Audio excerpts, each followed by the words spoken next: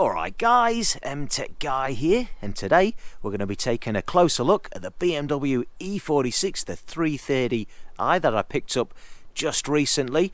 Now we had a good look at the car in the last video, but we're going to dig a bit deeper in this video just to see if we can see exactly what this car might need in the way of servicing and repairs, and then we're going to figure out how we can do it with us spending as little amount of money as possible, because we're running this car on a budget, but we're still going to go about it with looking after this car properly.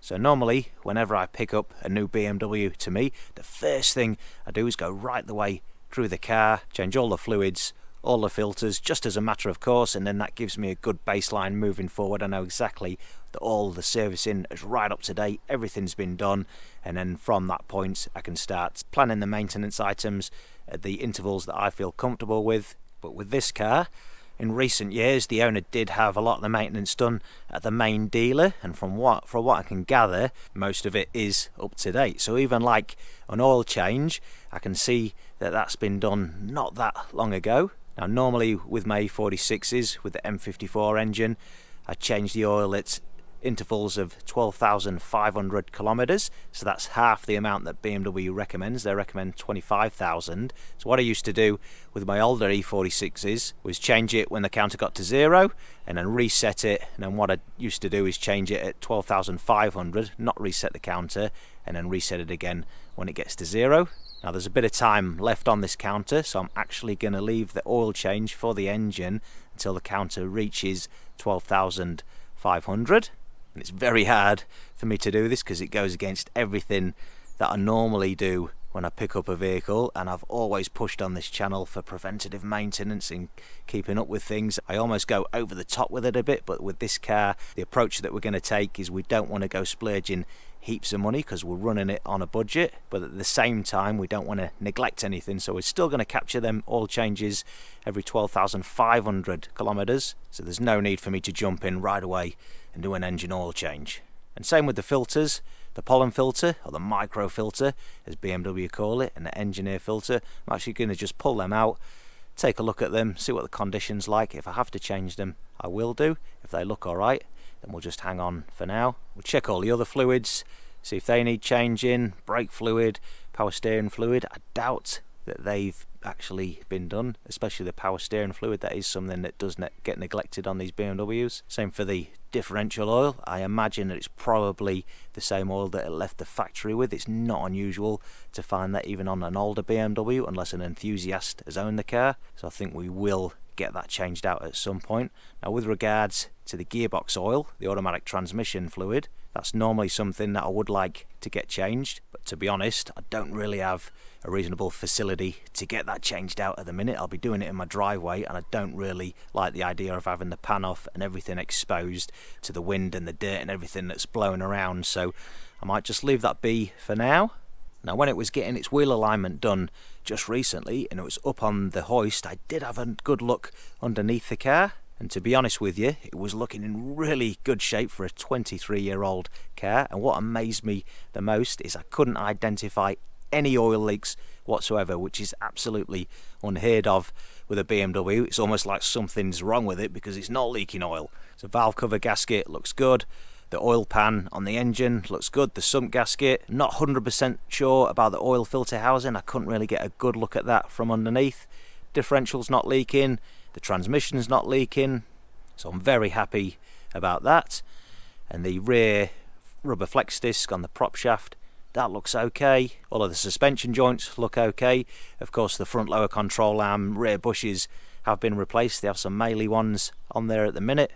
They look like they'd been recently done. And another service item that I thought would have to do would be the fuel filter, but I had a look at that. It looks really nice and shiny. It almost looks brand new, so it looks like that's been done not that long ago. So that's another item that we don't have to worry about spending any money on. And of course, just before I got the wheel alignment, I got them 2 new front tyres put on the front there. Now it was funny because the tyres that were on the front there did have a tiny amount of tread depth left in them, but they were all worn out on the outer edges, so obviously the wheel alignment was a fair bit off. But the interesting thing was the date code on them tyres was from the year 2000, so it looks like they were the original tyres that came on the vehicle when it left the factory. I couldn't believe it. So anyway, we got them changed out, got a new set of tyres on the front there, got a wheel alignment carried out, so the car is absolutely driving beautifully now. So today we're just going to have a poke around. We're going to see what service items it might need,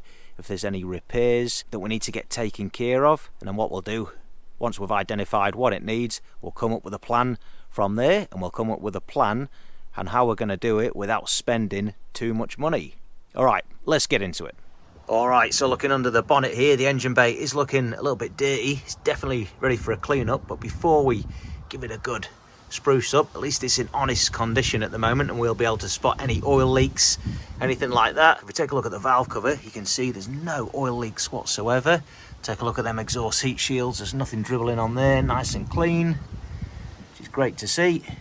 Keeping on the theme of oil leaks, you can see the power steering reservoirs getting a bit yucky, a bit leaky here, and not uncommon for one of these to leak, especially on an older BMW. Now, just about every BMW I've bought, one of the first things I've had to do is replace the O-ring in the cap there.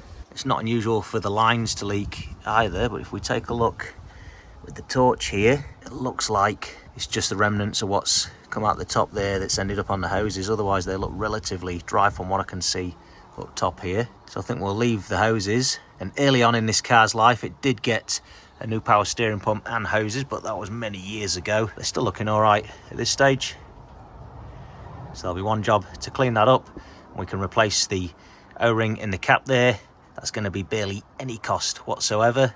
And I know a lot of you guys love to change the reservoirs out, thinking of a filter in there. It's not actually a filter, it's just a strainer. It's just a tank for a hydraulic system essentially. So it's certainly not a worry of mine changing out the reservoir for the sake of that strainer. So we'll get a new O-ring ordered for that, give it a clean up. Right, and with it being an E46, obviously there's always that concern with coolant leaks. One of the telltale signs is you normally see the white marks on the upper side of the engine under tray. Doesn't look too bad. Yeah, actually it looks really clean. All belts, pulleys and tensioners have just been done recently. So normally with an M54 engine, I'd recommend jumping in there, replace the thermostat, the water pump, the expansion tank, maybe the upper and lower radiator hose, especially this coolant temp sensor down the bottom. They normally leak, that's fitted to the lower hose there. But to be honest, everything's looking pretty reasonable. Now if we look at this upper hose, especially at this end, you can see the coolant's just been creeping past the end of the hose there. You see there's a bit of a white mark on the interface between the rubber and the plastic end piece. It definitely wants an upper radiator hose. I'd really like to put a new expansion tank in it just as preventative maintenance. Seems to be going all right at this stage, so we might hold off on that for now. So it definitely wants an upper hose. Now, I'm pretty sure it wants a thermostat as well. Water pump seems all right, but I have noticed since I bought the car, when it's up to temperature, that temperature needle will sit just the right hand side of the center line. So I think that thermostat's just getting lazy. I imagine it's probably the original one still in the engine there, so I want to get that changed out. Bottom hose doesn't look too bad. We might put a new bottom hose on as well, just for the sake of it. Maybe replace the O-ring on the temp sensor there, but to be honest, it doesn't look too bad. Looking at that alternator, it looks relatively shiny and new, that one. It's got a Velo sticker on it, so I imagine that's been replaced not that long ago, which is good. Engine mounts look alright from up here. I don't really fancy dropping the subframe out anytime soon if I can help it, so that's good. And the oil pan isn't leaking either. Normally couple them two jobs together. That looks alright. And I know it's counterintuitive and it goes against a lot of what I've said in the past with regards to preventative maintenance, especially with these engines. But the whole purpose of the exercise with this vehicle was we're just going to give it what it needs and give it what little preventative maintenance it might need along the way. We're not going to go overboard, we're not going to go over the top, but we're still going to maintain a sensible approach. All right, so before I go any further, I think I'm going to give this engine bay a good clean up. We'll dry it off and then we'll go and check out all the fluids and filters and bits and pieces and go from there, and it'll make a much nicer working environment moving forward. All right, we're looking a bit cleaner under here now, so this is going to make it a much nicer working environment. So we'll continue our inspection now. As we can see, This vacuum hose here for the brake booster, got a couple of clips missing, so that's just dangling down now. That's no good. So I'll see about picking up the clips that go there and there. I imagine that'll just be a few dollars. Save that bouncing around and avoid any damage. So let's see what the engine oil looks like.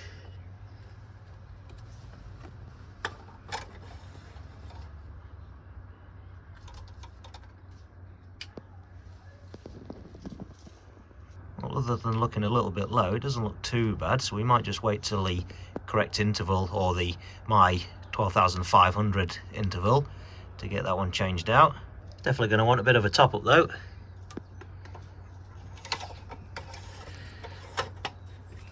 The power steering.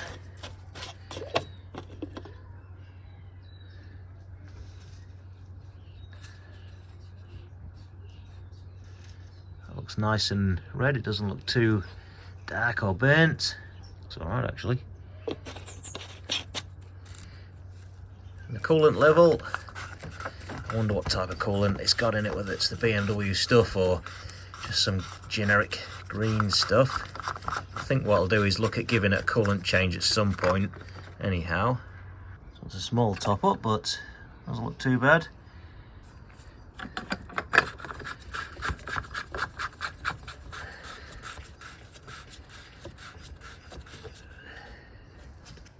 Brake fluid. Yeah, that's looking a little bit dark in colour. I don't know how old that stuff is, so I think we'll definitely give it a brake fluid change. I am going to replace the O-ring in that power steering reservoir cap, so I think I might just give the power steering fluid a change as well. I think we'll look at doing the engine oil when the interval comes around at 12,500 k's. That's my interval. Alright, let's take a look at the filters. Let's take a look at the pollen filter first. Look at that, looks nice and clean. A little bit of dirt in there, but I'm not going to get too carried away and jump in there and replace this just yet. I reckon that looks alright for now. Yeah, looks alright. Alright, check this out. We've got the air filter exposed now, and look at that. Almost looks brand new.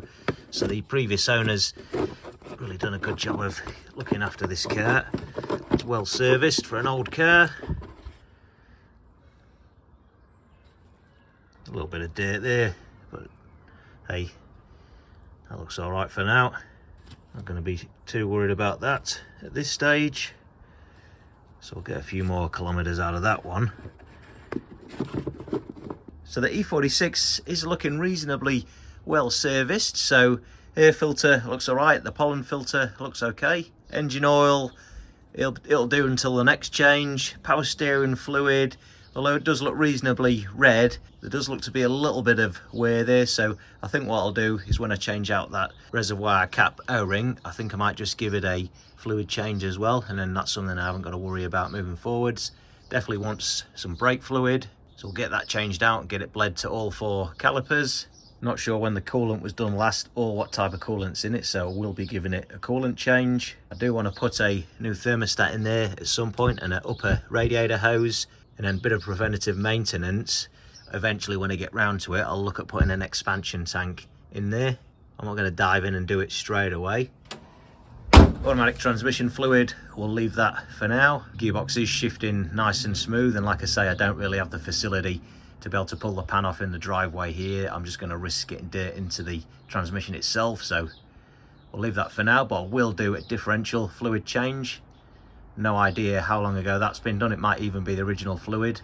It is a service item that does get missed on a lot of BMWs. So at this stage, it doesn't look like it needs a huge amount, and we are going to take it just step by step and try and do each step without spending too much money. All right, let's check out the condition of the brakes. So front discs, got a little bit of a lip on them, but there's a reasonable amount of meat left on them yet. The pads, yes, heaps left on them. It's like a good 10 mil at least. And the rears, yes, there's a good 8 mil on them rear pads, and not much slip on the discs there. They're almost brand new by the looks of it, so heaps of meat left on them ones. And on the rear wheels, we've even got the little bonus sushi soy sauce cap on the valves there. Awesome. And inside, pretty much everything looks all right. Now the sunroof blind, that only opens about a few inches, about 3 or 4 inches, so something's getting jammed up in there. This is very common. I had a very similar issue with my E46 330 Ci, so I ended up removing the blind and replacing some of the sliders, the clips at either edge. So that's a job that we're going to have a look at some point, but it's not really important at this stage. Got the saggy old headliner, again not a super important issue, but it really is detracting from the rest of the car's condition. It's in such nice condition, so this really lets it down. So I think at some point I'm going to pull the headliner out and I'll have a go at recovering that myself. Obviously we don't want to be paying someone to do the job with all the labour that's involved, so never done a headliner myself, but we'll figure it out, and we'll figure it out together, I guess. Dashboard, everything looks all right. Steering wheel's all right. The only other thing that I've noticed, turn the ignition on here. Now then, you look at the displays there for the climate control and the radio. If I flick the headlamps on, normally when it's dark out, the display for the radio will dim heaps compared to the climate control. Climate control's in keeping with the rest of the display there. I've tried the dimmer switch and everything on the dashboard. Doesn't help. You can't really see it now because it's light out, but that's something that we're going to take a look at some point, see what's going on with the display there, whether it's just something in the brightness settings of the head unit itself, or whether there's something going on with the little display screen there, who knows. But yeah, other than them few items inside, it's all looking in pretty good condition. The leather's in really good condition, carpets, dashboard. Of course there's a few marks on the soft touch plastics there, but that's just to be expected. I'm not too worried about that, it's not that bad. But to be honest, for a 23-year-old, E46 is in absolutely remarkable condition. Now, if we take a look at the parking sensors around the back here, they all seem to work all right. Them three are all okay, but if we go right over to the right hand side rear, you can see that that one's sitting on a bit of a diagonal. I don't know how it's ended up like that. The bumper must have been off at some point. That's how they should sit. So that will be throwing out a beam pattern from there at a funny angle, so that's going to disrupt the sensitivity of the rear parking sensors. So at some point I'll have to remove the rear bumper and get that sorted out. I don't think we can give it the old reach around from underneath too easily, so another job for another video on another day. Now, although the car's in well kept condition, these number plates at the front and the rear, the logos either side, the BMW logo and the Kiwi flag at the other side, are very UV faded. They're very faded, so they haven't held up very well over the last few years. And in comparison to the rest of the car, they're kind of letting the side down a bit, and I'm all for a bit of patina. I don't really want to hide the age, the life that the car's had and the story behind it, but to be honest with you, in comparison to the rest of the car, these are letting the side down a bit, so I might consider ordering some reprints of these plates just to freshen things up a bit for the front and rear. Now, this M badge that's stuck on the boot lid has got to go. It's doing my head in, so I'm going to get that one removed. I would like to replace it with a proper 330i badge, but depends how much money they are. I might not get round to spending the money on that just yet. It's more of a nice to have rather than something critical, but nonetheless, this thing needs to get out of here. Alright guys, so there we have it. That's all the bits and pieces that the E46 is going to need that we can see on the surface. I'm sure there'll be little other bits and pieces crop up over time along the way, along the journey. As we drive the car more and more, we get to know it a little bit better. So make sure you follow the series on the E46 being run on a budget. If you find the videos interesting or useful, don't forget to give it a like, and make sure you go and check out the rest of my YouTube channel for more BMW content. Consider subscribing if that's your cup of tea. I'm MTech Guy. Thanks a lot for watching.